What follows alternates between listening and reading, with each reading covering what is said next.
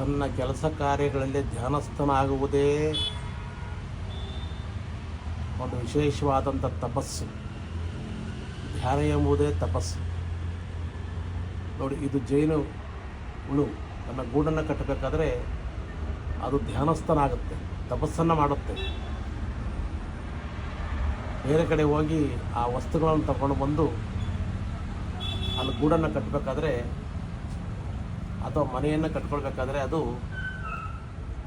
ಯಾವತ್ತೂ ಅದು ಕಾಲೇಜಿಗೆ ಹೋಗಿ ಕಾಲೇಜಿನಲ್ಲಿ ಪಾಠ ಪ್ರವಚನಗಳನ್ನು ಕೇಳಿ ಇಲ್ಲಿ ಬಂದು ಮನೆಯನ್ನು ನಿರ್ಮಿಸೋದಿಲ್ಲ, ಗೂಡನ್ನು ನಿರ್ಮಿಸೋದಿಲ್ಲ.